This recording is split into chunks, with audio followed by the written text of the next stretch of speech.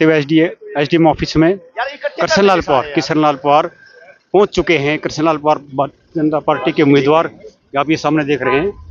वे कृष्णलाल पवार अपना नामांकन भरने के लिए भारतीय जनता पार्टी के उम्मीदवार कृष्णलाल पवार, जिसको तीसरी बार टिकट दिया गया है, ये आप सामने देख पा रहे तस्वीरें एसडीएम कार्यालय इसराना की, जहां पर पवार साहब अपने समर्थकों के साथ फॉर्म भरने के लिए पहुंच चुके हैं। कृष्णलाल पवार, काफी पुलिस मुस्तैदी से खड़े हुए कृष्णलाल पवार जी यहाँ पहुंच रहे हैं। अभी अंदर जाते हुए पहुंच चुके हैं कृष्णलाल पवार, भारतीय जनता पार्टी के उम्मीदवार, अपना नामांकन भरेंगे।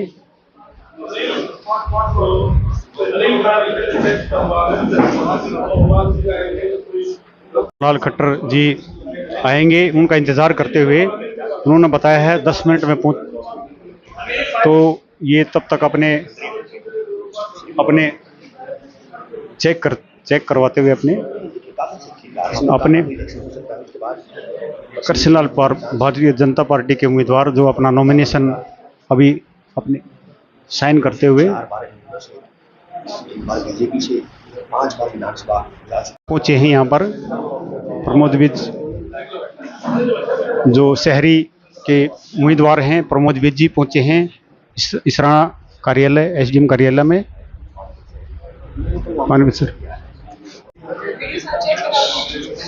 हुए शहरी उम्मीदवार प्रमोद विज जी कृष्ण पवार को सीएम मनोहर खट्टर जी पहुंच चुके हैं नॉमिनेशन भरवाने कृष्ण पवार जी का। ये आप सामने देख पा रहे तस्वीर एसडीएम कार्यालय इसराना की, जहां पर पूर्व सीएम श्री मनोहर खट्टर जी नामांकन भरवाने के लिए श्री कृष्ण पवार जी इनका स्वागत करते हुए ये आप सामने देख पा रहे हैं।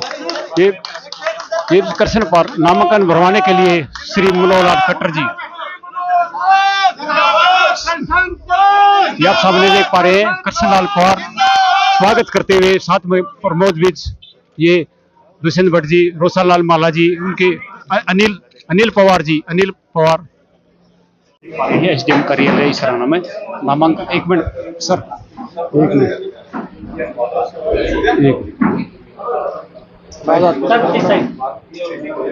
नामांकन भरते हुए एसडीएम ज्योति मित्र जी पेपर चेक करते हुए श्री कृष्णलाल पवार जी को नामांकन भरवाने पहुंचे हैं। पूर्व सीएम केंद्रीय मंत्री श्री मनोहर खट्टर जी इसराना एसडीएम कार्यालय में भारतीय जनता पार्टी के उम्मीदवार कृष्णलाल पवार जी का नामांकन भरवाते हुए केंद्रीय मंत्री पूर्व सीएम मनोहर खट्टर जी, ये आप सामने देख पा रहे हैं। ये तस्वीरें एसडीएम कार्यालय इसराना की हैं। इनके साथ इनके समर्थक प्रमोद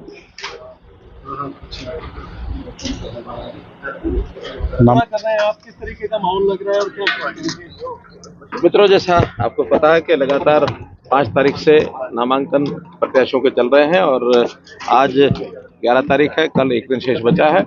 और मुझे इस बात की प्रसन्नता है कि हमारे अधिकांश जो भी प्रत्याशी हैं उन्होंने अपने नामांकन भर दिए हैं। कल भी मैं इस क्षेत्र में आकर के, जो मेरी अपनी लोकसभा क्षेत्र है, तो 3 नामांकन कल करा के गया था। 3 आज ये तीसरा नामांकन है। सुबह पहले गोरंडा का हुआ था, दूसरा फिर करनाल शहर का और तीसरा ये इसराना का। ऐसे ही कल जो बाकी बचे हुए हैं वो भी सब 4 नामांकन हो जाएंगे, जिसमें 4 नामांकन कल होंगे नीलोखेड़ी, असंध और ग्रामीण और पानीपत ग्रामीण और साथ में सोनलखा। राजनीति में दावे तो होते, कोई टारगेट सेट इस बार? देखिए, टारगेट हमारा ये है कि तीसरी बार भारतीय जनता पार्टी की सरकार बहुमत से बनेगी, पूर्ण बहुमत से बनेगी। और उसका मैं विश्वास आपको इसलिए दिला सकता हूं कि इस समय कांग्रेस को हार दिखने लग गई है, हार की तरफ आगे बढ़ रही है। प्रमाण उसका ये है कि अब उन्होंने आखिरी समय तक भी गठबंधन के लिए अपने हाथ फैलाए हुए हैं कि कोई पार्टी आए, गठबंधन करे। हालांकि उनके साथ कोई पार्टी गठबंधन कर भी नहीं रही, सबने अपने हाथ पीछे खींचे, अपने कैंडिडेट उन्होंने घोषणा कर दी है। और जहां तक कांग्रेस का अपना प्रश्न है, आज एक दिन बाकी बचा है और आज भी उनकी आधी से ज्यादा सीटें अपने कैंडिडेट घोषित नहीं कर पा रहे हैं। अभी तक मेरी जानकारी के हिसाब से 41 कैंडिडेट अपनी उन्होंने घोषणा की है, अभी 49 उनके बाकी हैं। और बहुत से उनके कैंडिडेट्स ने तो इंडिपेंडेंट फॉर्म भी भरने शुरू कर दिए हैं। अब एक दिन में इतने सारे कैंडिडेट उनके सब फॉर्म भर पाएंगे कि नहीं भर पाएंगे, इसमें भी शंका है। और जिस प्रकार से प्रदेश में पूरी एक वातावरण जो बना है, मैं सब तरफ पूरे प्रदेश में भी घूम रहा हूँ, खास करके अपनी लोकसभा में तो लगातार घूम ही रहा हूँ। यानी हमारे जो 10 साल का जो शासन है वो उनके 10 साल से कई गुना आगे बढ़ गया। और मैं तो ये कहूँगा कि हमारे नए मुख्यमंत्री नायब सिंह सैनी जी का ये जो 2 महीने का कार्यकाल है, यही उनके ऊपर भारी पड़ रहा है। 125 के लगभग उन्होंने जो नई योजनाएं लागू की हैं, नई घोषणाएं की हैं, इनका भी अगर तुलना करेंगे तो उनके 10 साल इसमें भी फीके पड़ते हैं। उस समय भूले नहीं हैं हरियाणा की जनता के जब एक भय का, भ्रष्टाचार का यहाँ माहौल होता था।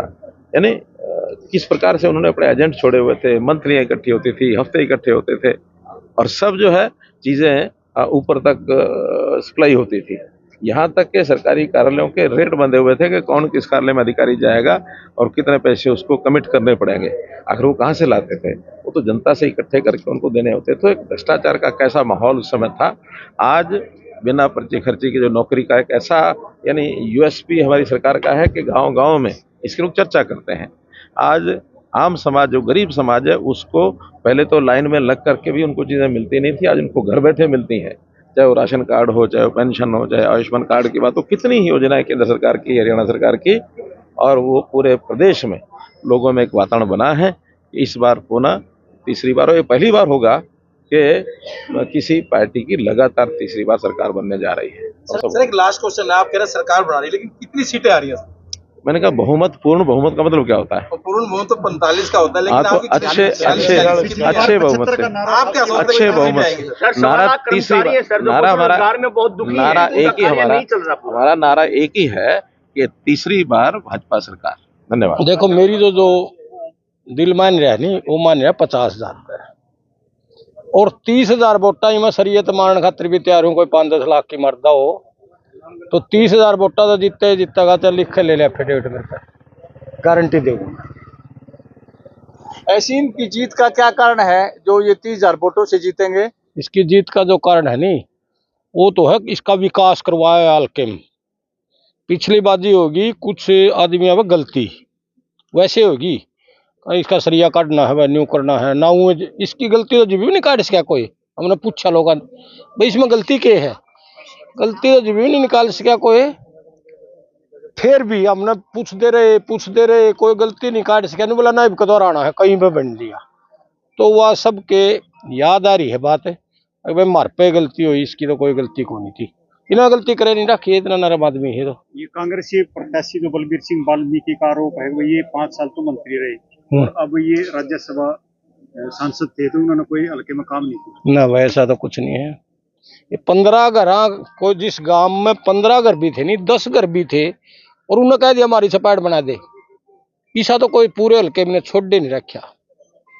कोई भी छपाट, गली, विकास, नहर जो कर ये, या भी नहर, वो परली नहर, इन्हें छोड़ा है कौन था कुछ भी काम तो।